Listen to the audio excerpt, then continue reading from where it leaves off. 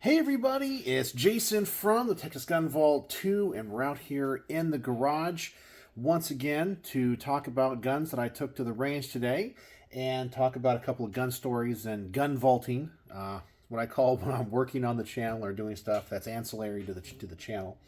A couple things that are unrelated to the channel that I want to talk about is I am so glad that as time is going on, now it is what, like April the 6th or 7th? Anyway, Sunday night, and it is almost 8 o'clock, and I have the garage door open, and there's still light. I love that. I hate it. I get so depressed in the wintertime when the sun is going down at like 4:30 in the evening, and oh man, I get so depressed. But now I feel like I can be way more productive later into the day, and I'm not as tired, you know? I don't feel like I got to go in and go to bed or anything. I absolutely love the spring and the summer especially because I feel like I'm at my most productive. I don't understand how people can be winter people and like the cold. Another thing, tomorrow is the big solar eclipse here in North Texas. I guess it's going to happen across the country, and they say it's supposed to be a little bit cloudy, but right now there's not a cloud in the sky. And I will tell you, the weather people around here in North Texas, they get it wrong every time. Like literally, I check my weather app on my phone. It will say severe hail, severe thunderstorms, and literally it's partly cloudy. And then there's times, sunny skies, 0% chance of precipitation, and that's when we have tornado warnings and hail and all that kind of stuff. So they say tomorrow it's going to be cloudy. I'll believe it when I see it, but that's going to be a pretty cool event. I've seen two partial solar eclipses. And tomorrow's supposed to be a full solar eclipse. We're not 100% in the center of where it's supposed to happen. We're kind of on the outside of it here in Frisco. So I think our solar eclipse of totality should be like 3 minutes or something, like 3 minutes, 15 seconds. Where if you're towards the center, which is going to be a little bit to the east, you can get about 4.5 minutes. But anyway, that's going to be kind of cool to see. Hopefully, crossing my fingers, we'll be able to see it and it won't have a lot of cloud cover. But let's talk about some gun vaulting before we get into the guns that I took to the range today. And I'll go ahead and get them out while I talk about what happened today. Man, I'm going to tell you, my wife is amazing and awesome because she puts up with so much just me. Because sometimes I know she has things to do, other things she wants to do, needs to do, whatever. And she'll just spend her entire day doing boring stuff with me. Obviously, I love gun stuff, and she tolerates gun stuff. She likes guns, but she's not a complete nerd like I am.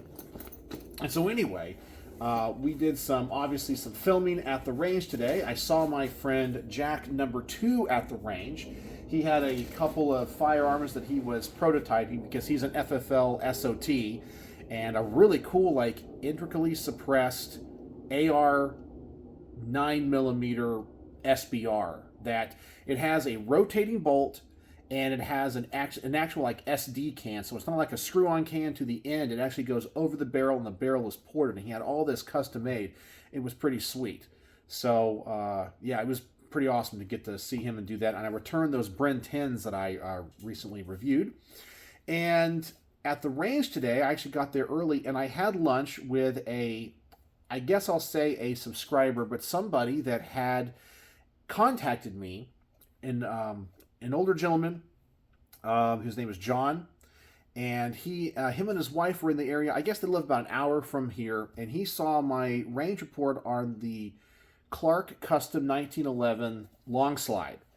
And he was actually a member back in the 70s of the U.S. Army pistol team, and he had some Clark pistols made for him that he bought and has barely used.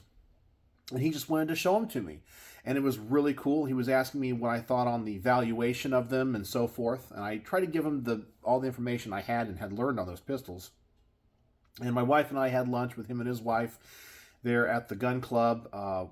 Great guy, and I'm going to tell you, it was a real inspiration for me, and it was a meeting that I had to have because I've kind of mentioned I'm kind of going through my midlife crisis, thinking everything is over, and but this gentleman is a very active 80-year-old gentleman who is a pilot. Obviously, used to be a competitive shooter, still shoots to this day. They do gardening, and they do all these different activities, and they're out and about and super active, and it makes me go, you know what? You know what? I got so much life ahead of me. It was great to see. And he was a super nice guy, and it was really cool to get to see these custom 1911s that were made by Clark Custom for him on the Army pistol team. It was really, really, really cool. And I like it when people reach out. And that honestly is the complete antithesis of when I, do like the whole mean comments of the week where people just, hate on me or for whatever reason or make fun of me. And then it's amazing to meet people through my channel and what I do who are just super kind, super nice, just wonderful people. And we get to talk about, cool firearms and share our experiences and, share stories and all that kind of stuff. So it was a really good day. So I had a wonderful lunch. Then I did some shooting. So anyway, I just want to talk about that and kind of show the opposite, of what happens when I do my, mean comments of the week. It's the exact opposite of this. I have met so many amazing and wonderful people through this channel. I talk about all the people that lend guns to the channel, like Jack number 1 when it comes to the SIG, P226 Mark 25, and the M&P Spec series. To Jack number 2, who I saw at the range today, to all the people that have lent guns to the channel, who are my Patreons, like Craig and Matt in the past, and people that don't even follow the channel anymore. But I've met so many people through this. I'm trying to think of other local people like Ken, and I know I'm forgetting so many people like my friend Tony. It's just unbelievable. The people that I have got to meet. David, oh man, I don't know. There's so many people that I can't even list here. I just can't list them all here. People that have helped me out. Carl from B&T, the founder of B&T. Just as I said, the list is so long and extensive. I'm just honestly the most blessed YouTuber because I know I seem like I get a little bit down on those mean comments, but I promise you, I really don't, because I know how blessed I truly am. But anyway, let's talk about some guns that I took to the range today. I took 2 guns, and I had a great time with them. And let's see, make sure I get the magazine in this one here. All right, so the first gun I shot today was the Smith & Wesson M&P9 Compact Spec Series. And I did a video, I think it was yesterday or 2 days ago, where I talked about I took off the red dot sight and I adjusted the front sight and I made it where you can take off the comp, because the whole thing is if you want to get to all this stuff, you got to be able to take the barrel out, and you want to be able to clean it, you want to be able to inspect it, you got to be able to get this comp off easier. And so I understand that some people were saying that they had problems with the comp coming off, and that might be why Smith & Wesson kind of red Loctited it, and the set screws can come loose. And my discovery is, yeah, they actually do come loose. And I could blue Loctite them, but I really feel like the barrel gets so hot, they'll come out anyway. So I think you just have to continually tighten these down. And this is honestly a horrible design. They should have done something different and should have learned lessons from other like 2011 manufacturers that make these guns with these comps on the end, because they do a really good job. I think it's like Nighthawk Custom, Staccato, and so forth. They use screws as well, but they're so much better designed that even if the screws come loose a little bit, this comp doesn't move. This comp will start to come loose, and as you can see, it's a little bit loose right now, and you just have to tighten that back down. And so it's a real pain in the butt, because if you're somebody like me that wants to clean the gun and clean it well, you got to be able to take the comp off. You can't get the barrel out of the slide with the comp on.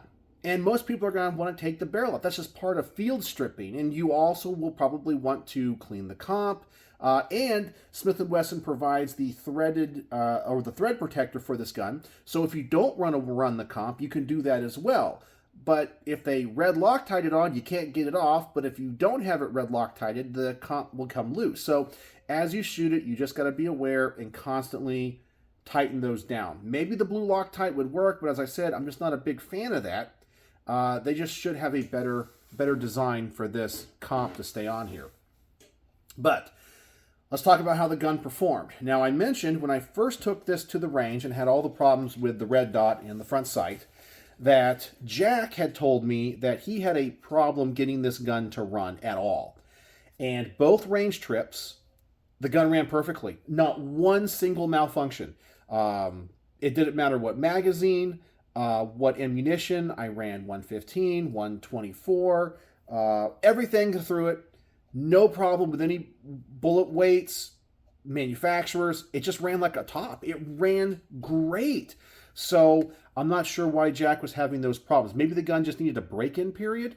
But, you know, that's just me and my experience. But the gun ran fantastic. Coming back to the comp, I really like this lightning cut on the top. I think is very attractive. And this is another reason why I like ported barrels like back here, kind of like a Glock C series, more than I do these muzzle comps. I actually think the muzzle comps are a little bit unattractive, and they don't really add much to the performance of the gun. I really think having a compensator back here and cuts in the barrel back here are better, because you don't have to worry about this coming loose. And I kind of feel maybe they should have gone in that direction, like a Glock C model. Okay, accuracy of this gun, pretty darn good. I still had some problems with the sights in that I think even though I adjusted the front sight, I think it still needs to be adjusted just a little bit more. It still shoots a little bit to the left, but the grouping was good. So even though it looks a little bit even, it's way better than it was when I was just running it with that red dot, and then when I had the red dot off and just running these suppressor height sights. So I think it just needs to be moved literally just a little bit. But it's grouping way better. So overall accuracy is fantastic.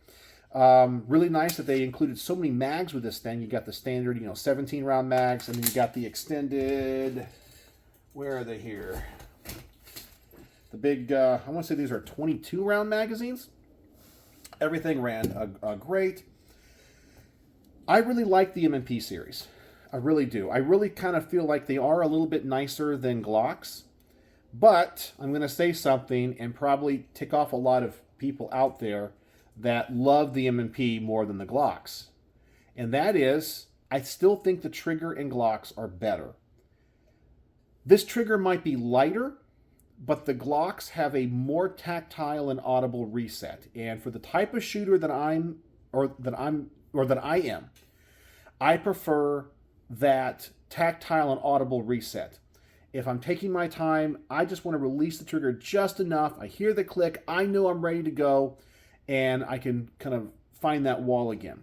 This gun, even though it has I'm going to assume the M2.0 trigger in it, because it's a new gun, it's going to have that second generation trigger. It is better than the first generation trigger, but it does not have a very good reset. I mean, it's quiet, it's right there. You have a little bit of take up. It's not much. And if you're somebody like myself that when you're taking your time and trying to, shoot longer distances and ride the reset, you really can't do it with this gun as well. You can, you just got to kind of focus on that a little bit more. So I still think the Glock trigger is nicer from that perspective. This one's probably lighter. And my wife could not finish a magazine with this because this grip texture is too aggressive. And I understand why she thinks that. This has kind of like that skateboard kind of tape texture. I know a lot of people love that. A lot of the gun alpha guys love the most aggressive textures possible. I'm fine with this. It might be a little bit more on the aggressive side for me. I kind of think I need to come up with a scale when it comes to grip aggressiveness and kind of say, okay, on a scale of 1 being like a completely smooth grip and 10 being like it hurts, where would this lie? This probably lies about a 6.5, maybe a 7 for me. But after about, I'd say 3/4 of a magazine, my wife just had to put it down. She just did not like it. She's very grip sensitive. And yeah, she just didn't like it like that. But performance-wise, it was really good. I can tell you that the downsides to this gun, I'll say, will be the trigger reset, the comp, which needs to be redesigned on how to keep it on the firearm, and I guess that's really about it. Maybe just the sights a little bit, but overall it ran really, really good and no malfunctions whatsoever. So pretty cool gun. Pretty cool gun if you like M&Ps and you want something that kind of bridges the gap between maybe a target/race gun and a duty gun that's not going to break the bank and be able to kind of fill both those roles. I really do feel like this is a fantastic option. It gives you some features of higher end guns and 2011s, but it still feels like a duty gun and a range gun and a self-defense gun. So I think it is a nice package, but because it blends those two areas, the people that are looking for a race gun, competition gun, may not like it, and people that are looking for a duty gun may not like it. But if you're looking for something, as I said, that can kind of do both, this is a pretty good option. The other gun that I reviewed was the Sig Sauer P226 Mk25, and this is of course, the version that the Navy SEALs adopted. You got that anchor there on the side, and this gun shoots like a fantastic P226. In my opinion, when it comes to the P series of pistols, the 226 reigns supreme. This is the best of all of the Sig Sauer pistols. Double stack, 9mm. It's not gigantic. It's not small. It's hefty. Now, Jack did put in the short reset trigger in this. I would have liked to have reviewed it with the original trigger. I'm not sure if those coatings on it would really make much of a difference. But this is a real SIG part. It's not like an aftermarket, so I still consider the gun kind of stock because it is a real SIG trigger in it. And the trigger is fantastic. I shoot it like all the other SIGs. It's not like the tightest groups I've ever shot, but overall, just very accurate at all distances. I shoot it double action really well. The reset is short, light, crisp. Bore axis might be a little bit high, and that's generally one of my criticisms of the SIG pistols. The bore axis is a little bit high in this design. And also, when I started this, I totally forgot that SIGs use what I call, or what I've heard people call, the combat sights, or the combat hold on the sights. In that, I always have to put the front dot above the rear dots. So if you have the two dots here in the back, I have to put the front dot above it, like almost like a small Christmas tree. Every other gun, you line up all three dots. Because if I do that, all my SIGs, every one of these SIGs shoots low, like considerably low. If I'm aiming for the center of the target, it's going to hit at like the bottom, like 7 ring, not the 10 ring. It shoots that low. But then when I hold it in that combat sight kind of way, it works fantastic. I mean, right dead on. And I started off going, oh yeah, I forgot it's a SIG. And I got to remember, every time I shoot a SIG, they just use that type of sighting. I don't know if it's that way intentionally when it comes to the sight height. Don't know, but that's the way every SIG shoots for me. But this thing was awesome, no malfunctions, felt great in my hand. My wife liked it. We both shot it accurately. And it's what I would expect from a SIG. And I totally understand why the Navy SEALs personally adopted this pistol for their own over the M9, the Beretta 92, and maybe still use it today. It is a great pistol. It's just a great design, reliable, accurate, it functions well, and it kind of has that really nice, I refer to SIGs having a Cadillac recoil because they're just milled so well that they have that full-length rail, but when you move this slide, it just feels like everything and all the tolerances are just right. You know, it's amazing you have that much surface area on the rails, but they're milled so well, it's smooth. There's no like friction, burrs, bumps. It's just really nice. And this has that SIG recoil. So yeah, everything about this was really nice. Trying to think of what my negatives would be on this. Maybe the sights and just remembering that, but not bad. High bore axis. I think that's really it. I think when it comes to shooting it fast, because it has that longer double action, single action trigger, I might be a little bit slower on it. But no, it was great. Great. This is going to get very, very high marks. It's accurate, reliable, Cadillac recoil. Just pretty much just same things I say about many of the SIG P series pistols. So yeah, that was a great range day. Great time meeting one of my subscribers, somebody that had reached out, and that was great. So just a great day for me gun vaulting. So that's what happened today, and what I thought about these two really nice pistols. And I just got to go in now and start editing the range footage and figure out what I'm going to talk about with each one of these and get the bullet point scripts written. So early this week, I can actually film the garage portion of the range reports. So that's all I got for you tonight. So since tomorrow is the eclipse, the word of the day is going to be eclipse. So if you watch to the end, somehow in your comment, use the word eclipse, and it lets me know that you watched to the end and you are a complete nerd and dork, and I say that in a very affectionate and kind way. It means you're a true vault dweller, and for some reason have a high tolerance of pain and suffering, and can deal with me talking for 20 minutes to my phone. And you don't get bored. I don't know how that's possible, but you do. So that's it. Let me know what you guys think in the comments section below. And you guys own these pistols, shot these pistols. What do you guys think about my thoughts on them? And will you be seeing the eclipse tomorrow if you live in the area where that's going to happen? So I'm looking forward to it, and hopefully we're going to have some clear skies. So, as always, thanks for joining me here in the garage. And I even have my garage shirt on. I'll be in the garage. And thanks for watching.